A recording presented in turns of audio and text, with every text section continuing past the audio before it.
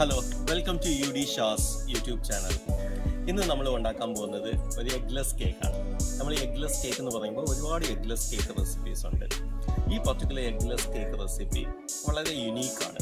എന്തുകൊണ്ട് യുണീക്ക് എന്ന് വെച്ചാൽ, നമ്മൾ ഈ പ്ലെയിൻ സ്പോഞ്ച് ഉണ്ടാക്കിയാൽ ആ സ്പോഞ്ച് കൊണ്ട് ഒരുപാട് കേക്ക് പ്രോഡക്ട്സ് ഉണ്ടാക്കാൻ പറ്റും. പല ഫ്ലേവേർഡ് പേസ്ട്രീസ് ഉണ്ടാക്കാം, പുഡിങ്സ് ഉണ്ടാക്കാം, പിന്നെ cake products like Swiss roll ഉണ്ടാക്കാം. ഇപ്പോൾ സ്വിസ് റോൾ എന്ന് പറഞ്ഞാൽ തന്നെ ഈ കേക്ക് ഷീറ്റിൽ ജാം സ്പ്രെഡ് ചെയ്തിട്ട് പിന്നെ അത് റോൾ ചെയ്ത് പിൻവീൽ ഷേപ്പ് ഉണ്ടാക്കിയെടുക്കുന്നതാണ് സ്വിസ് റോൾ.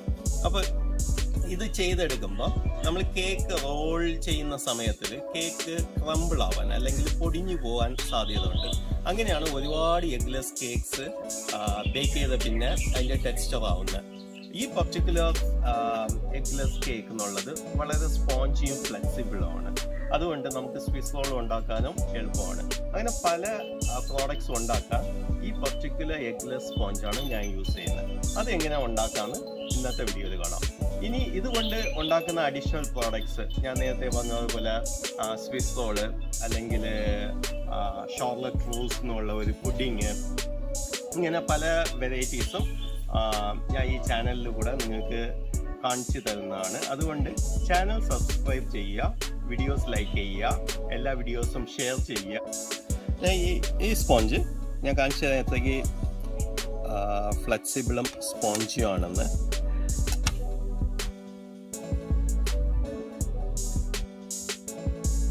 ഇത്രയ്ക്ക് ഒരു സ്പോഞ്ചിനസ് എഗ്ലെസ് കേക്കിൽ കിട്ടണമെങ്കിൽ ഈ പർട്ടിക്കുലർ റെസിപ്പി കൊണ്ട് മാത്രമേ പറ്റുള്ളൂ.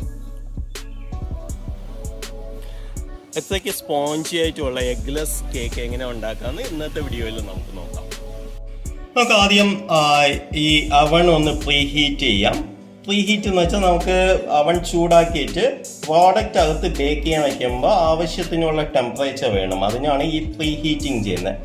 ഇവിടെ ഞാൻ 180 ഡിഗ്രി സെൽഷ്യസ് ടെമ്പറേച്ചർ വയ്ക്കുക. ഈ കോയിൽ, ഈ OTGയിൽ 2 കോയിൽസ് ഉണ്ട്, ബോട്ടം കോയിൽ, ടോപ്പ് കോയിൽ. അപ്പോൾ ഈ bottom coil, top coil select ചെയ്യുക. പിന്നെ 10 മിനിറ്റ് പ്രീ ഹീറ്റിങ്ങിനായിട്ട് വയ്ക്കുക. അകത്ത് പ്രോഡക്റ്റ് ഒന്നുമില്ല.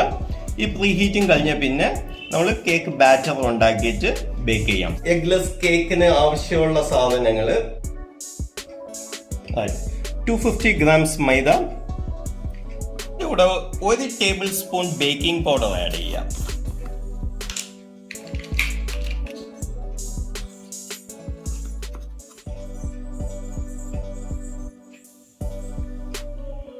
കണ്ടൻസ്ഡ് മിൽക്ക്, ഇപ്പൊ നിങ്ങളുടെ കയ്യിൽ നെസ്ലെ മിൽക്ക് മെയ്ഡ് ഉണ്ടെങ്കിൽ അത് യൂസ് ചെയ്യാം.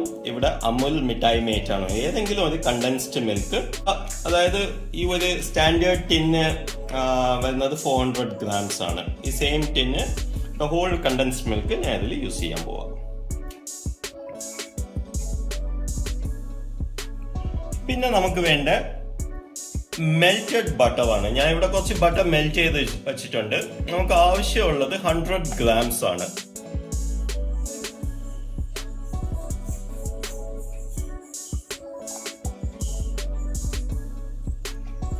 അപ്പൊ 100 ഗ്രാംസ് മെൽറ്റഡ് ബട്ടർ കണ്ടൻസ്ഡ് മിൽക്കിന്റെ കൂടെ ആഡ് ചെയ്തു.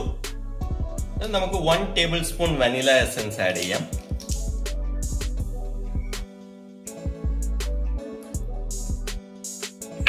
ഈ 3 ഇൻഗ്രീഡിയൻസ് നമുക്ക് ആദ്യം നന്നായിട്ട് മിക്സ് ചെയ്ത് ഇതില് നമ്മൾ എടുത്തു വെച്ച 250 ഗ്രാംസ് മൈദയും 1 ടേബിൾ സ്പൂൺ ബേക്കിംഗ് പൗഡറും ആഡ് ചെയ്യാം.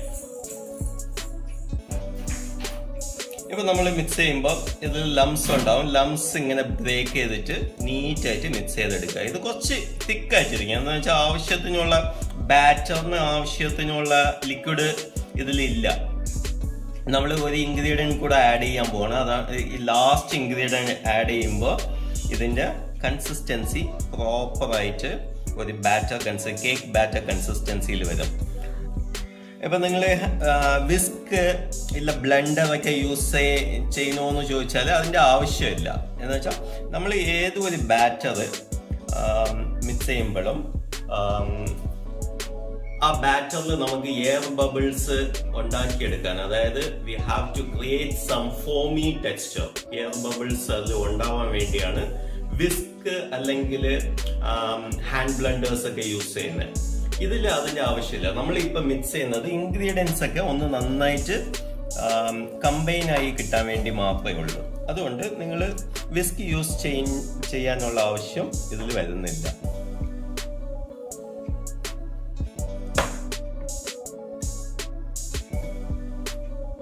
ഇനി ഫൈനൽ ഇൻഗ്രീഡിയന്റ് ആണ് നമ്മൾ 200 ml സ്പ്രൈറ്റ് യൂസ് ചെയ്യാൻ പോവാ.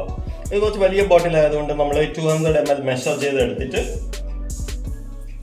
അത് കേക്ക് ബാറ്ററിൽ യൂസ് ചെയ്യാം.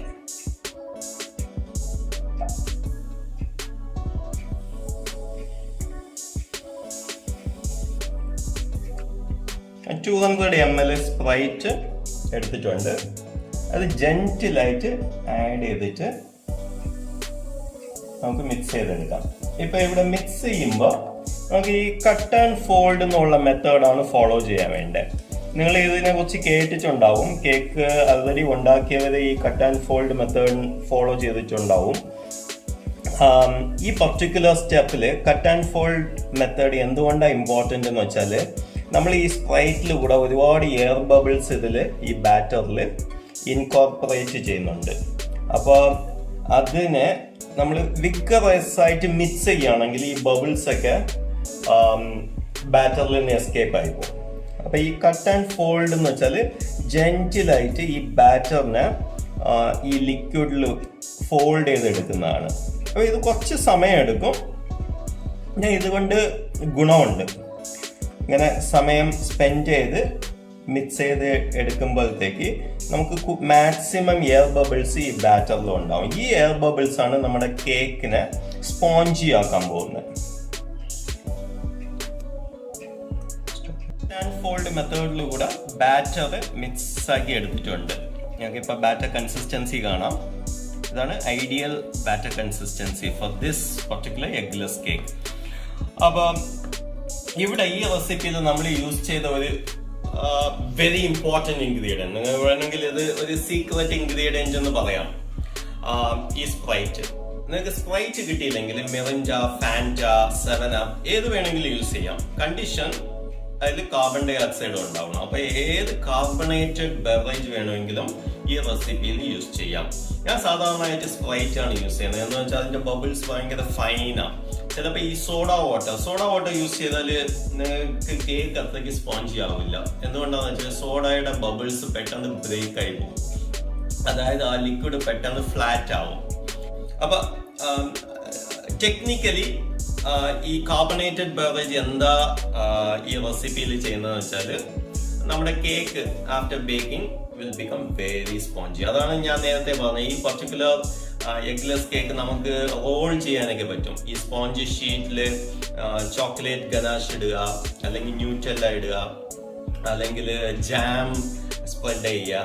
പിന്നെ അത് റോൾ ചെയ്ത് പിൻവീൽ ഷേപ്പിൽ ഉണ്ടാക്കാൻ ഈ പർട്ടിക്കുലർ റെസിപ്പി എളുപ്പമാണ്. അതായത് the sponge is very flexible.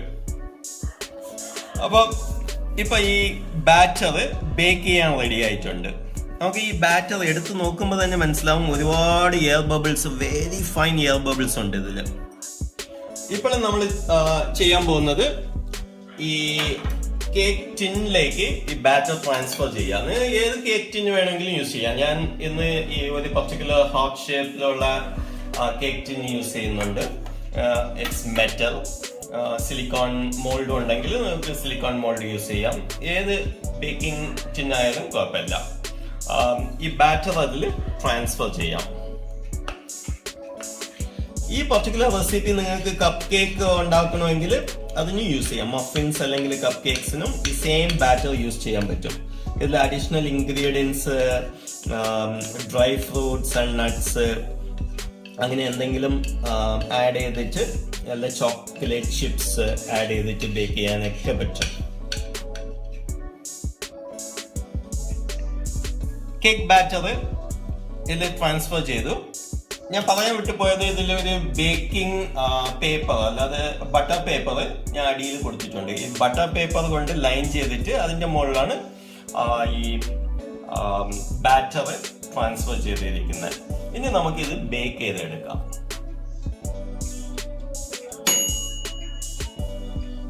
ഇപ്പം നമ്മുടെ അവൺ പ്രീഹീറ്റിംഗ് കഴിഞ്ഞിട്ട് 180 ഡിഗ്രി സെൽഷ്യസിൽ റെഡി ആയിട്ടുണ്ട്. നമ്മൾ റെഡിയാക്കിയ ബാറ്റർ കേക്ക് ടിന്നിലിട്ടിട്ട് OTGയിൽ വയ്ക്കുക. നമ്മൾ എപ്പോഴും കേക്ക് ബേക്ക് ചെയ്യുമ്പോൾ മിഡിൽ റാക്കിൽ വയ്ക്കണം. അതായത് മുകളിലും താഴെയും സെയിം സ്പേസ് ഉള്ള രീതിയിൽ മിഡിലിൽ വെച്ചാൽ കേക്ക് ബേക്കിംഗ് പ്രോപ്പറായിട്ട് നടക്കും. ഇപ്പോൾ 180 ഡിഗ്രി സെൽഷ്യസിൽ നമ്മൾ ബേക്കിംഗ് 20 മിനിറ്റ്സ് ചെയ്യാൻ പോവുക. അപ്പോൾ ടൈം 20 മിനിറ്റ്സ് സെറ്റ് ചെയ്യാം. ഇപ്പോൾ 20 മിനിറ്റ്സ് ബേക്കിംഗ് ആയിട്ടുണ്ട്.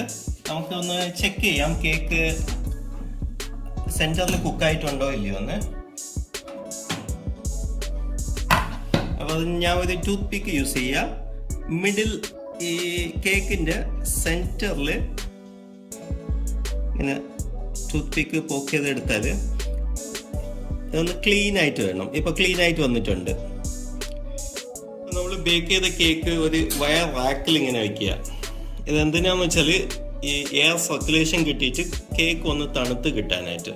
ഇപ്പോൾ നമ്മൾ ഫ്ലാറ്റായിട്ട് ടേബിൾ വയ്ക്കുകയാണെങ്കിൽ ഈ ചൂട് അടിയിൽ ട്രാപ്പായി പോകും. അപ്പോൾ ഇങ്ങനെ വയ്ക്കുമ്പോൾ ഈ അടിയിലും എയർ സർക്കുലേഷൻ ഉണ്ടാവും. അപ്പോൾ കേക്ക് ഒന്ന് തണുത്ത് കിട്ടും. ഈ സ്റ്റീം ഒന്ന് എസ്കേപ്പ് ആവും.